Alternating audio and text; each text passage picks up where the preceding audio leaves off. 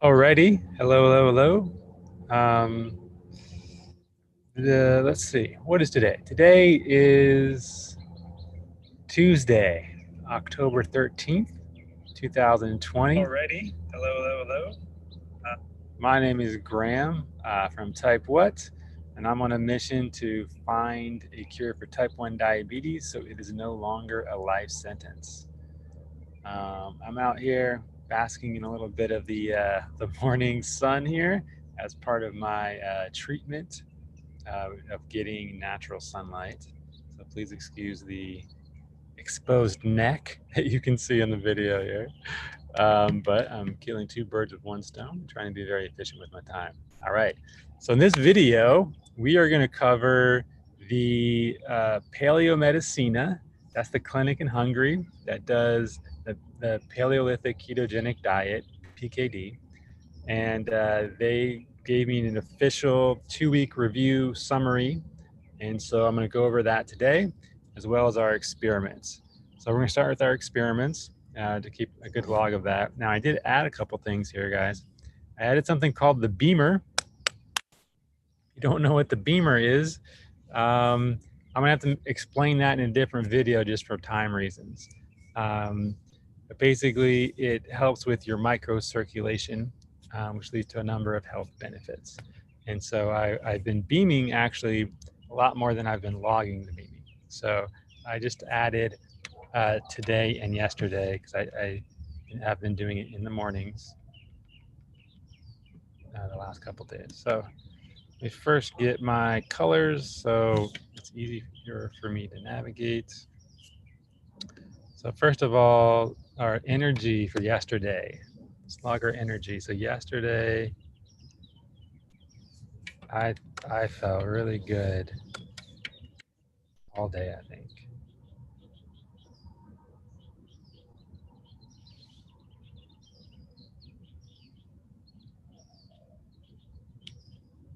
Yeah, I mean, I'm trying to think like what number I would give myself for the evening. It felt really good, just all day. Got approved sources, did that. Well, let's see. I definitely did liver. I'm pretty sure I did bone marrow based on my prep. Yep. No naps. Red glasses at night. I was asleep at 9:37 is when I finally turned off my little affirmations that I've been listening to. So, not gonna give it to me. Nope. 9:30 is the rule. I was a little bit late.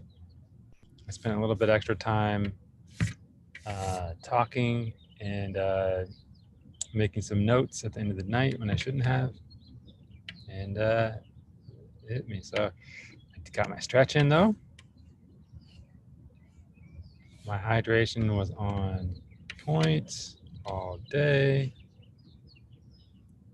I got my morning sun. I had my afternoon sun. Didn't get my evening sun. No supplements. I had no caffeine, coffee. My stress level, maybe a 2 or 3. Just like, my mind was on. I was definitely in the zone, getting a lot of stuff done. And I had something I needed to figure out. I had a problem I had to solve for my business. And so that's kind of where that stress would come from. But it wasn't an overwhelming or a bad stress, I didn't think. So good stress. So no vitamins. Yesterday I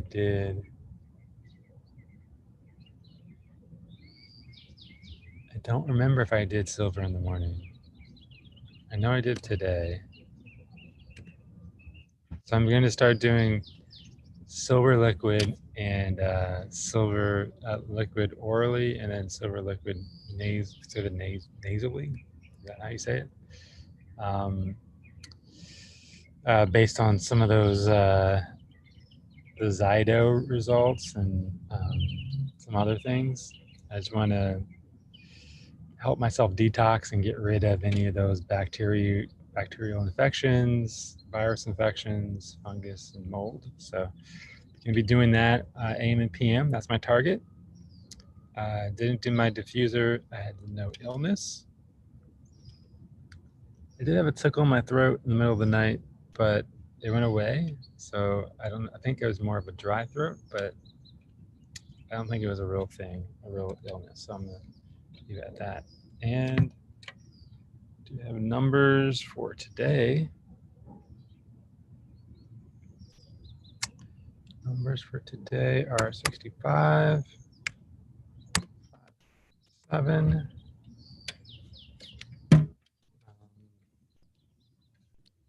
Insulin usage. No medications. No pain.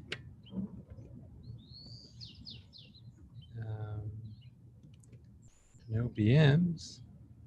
And did the Beamer in the morning, not at night. So that's yesterday.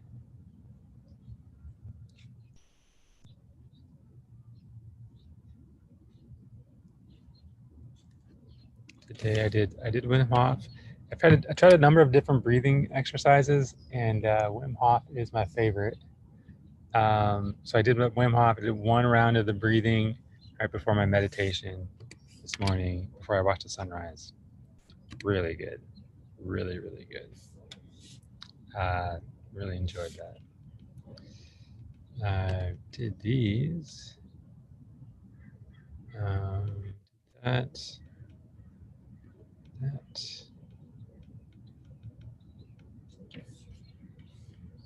I woke up without my alarm, but I also didn't. I woke up a little bit early. I woke up at like 2, and then 4, and then 5.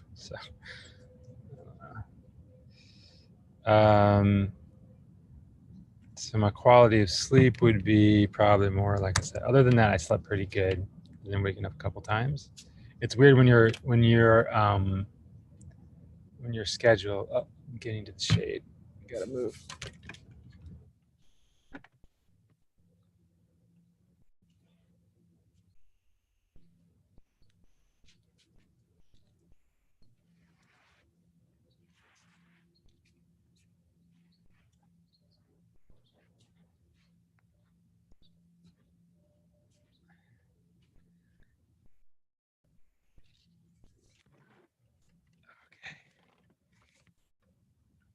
It's weird when your wake up time is when it's dark out. It's really hard to discern if it's time to get out of bed or not.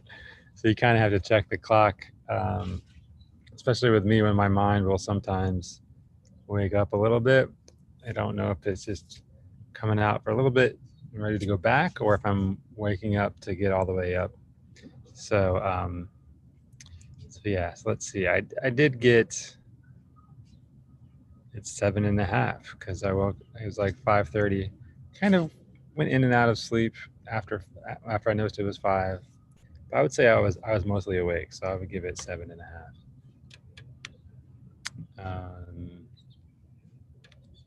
My energy was, I'll give it an 8. I think it was pretty good. It wasn't perfectly awake, but it was pretty good. Highly functioning, you know. All right, so that's it for this morning that we've done so far. So yeah, that's the mix of it. Oh, and I wanted to add. Let's see, is there a place I want to add my tracking my weight? I mean, that's just because Paleomedicina did that. Yeah, put that in the diet section.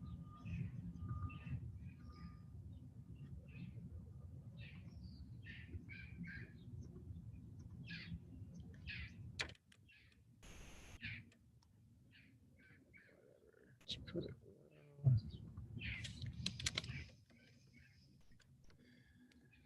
we can track this guy. So this morning I was 142. These are in pounds.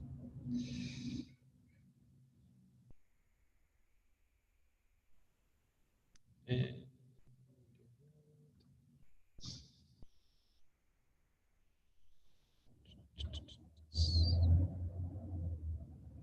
Okay. And that's it for that. Now, let's get to the Paleomedicina review. Okay. So, no, I made another. Here it is. So this is the 2-week follow-up. Now, what that is, so the way this is like organized with Paleomedicina is you do an initial consultation with one of their doctors. So I did my consultation was with Zofia Clemens. I think I'm saying that name right. And she does her diagnosis, asks you all the questions, and makes her recommendation on the plan for you. And after that is set, they give you information on how to do the diet and all that, and they have you schedule a consultation with the dietitian. And the dietitian, um, I met with Natalie Daniels. She was great, and she has you track that spreadsheet that you saw a few episodes ago, that Excel spreadsheet, Excel spreadsheet that has the different data points of the symptoms and tracking all the numbers and stuff. So she tracks that and helps you adjust the diet, reviews your results with the doctors, and they make the adjustments.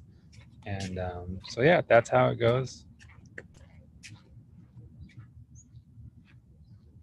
And strangers just walking in our backyard.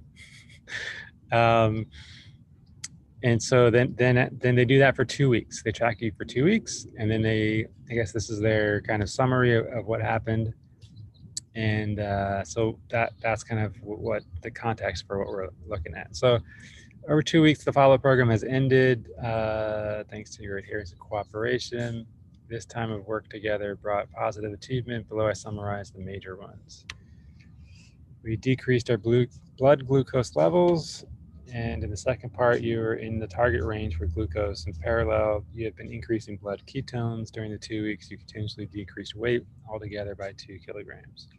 So weight is not something I really want to lose, but it's a fact. And we have some pretty little Excel charts. Overall, your symptoms improved by the end of the 2 weeks. There has been a jump in the symptoms on the 2nd of October, which may correspond to the time from switching from glucose-based to fat-based mode. There was no need to use insulin. Yeah, so we had everything was going pretty good, and I had this one really bad day with headaches and a bunch of stuff. These improvements indicate that you are on the right track.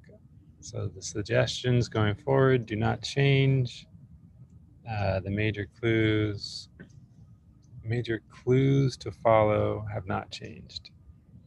Keep your blood glucose under 80. Keep your ketones above 2.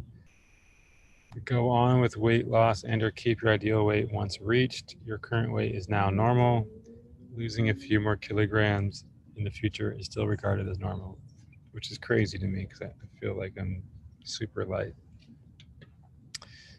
Currently, the 350 grams of food a day seems to be your daily food requirement. This amount is concluded from all the data we have received from you during the 2-week follow-up program. Eating more would not help, but would hinder your recovery or would prevent you from feeling well.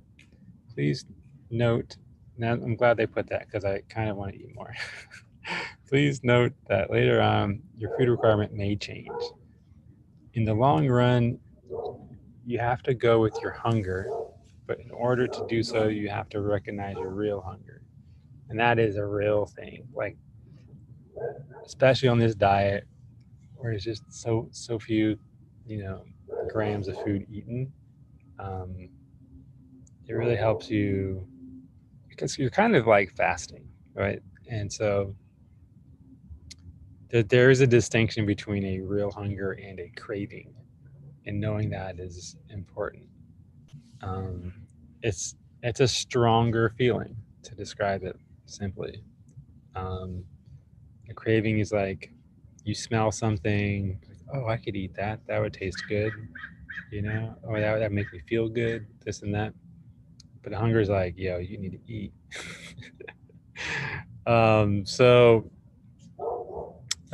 This can take some time, self-reflection and learning, definitely true. Don't forget the above points, 1, 2, and 3 should apply later on as well. As the next step, I suggest you do the blood work. We're planning on doing that. According to the parameters I already gave you, detailed information important to the body functions to reveal if anything else can be rectified in your diet. Cool, so you're gonna use the blood work to make any future modifications to optimize my diet. So after we do the blood work, then we're gonna do another consultation based on the control, based on being in the diet, and we can make adjustments from there. That makes a lot of sense. During the control consultation, we will discuss the blood work, the period that has passed since your 2-week follow-up, and the next medical and diagnostic steps. It'd be helpful if you could fill out the same Excel table you used during the follow-up for about 3 days before the consultation appointment and upload it. Yeah, well, I'm going to share them with my crazy large experiment thing, and they can do what they want with that.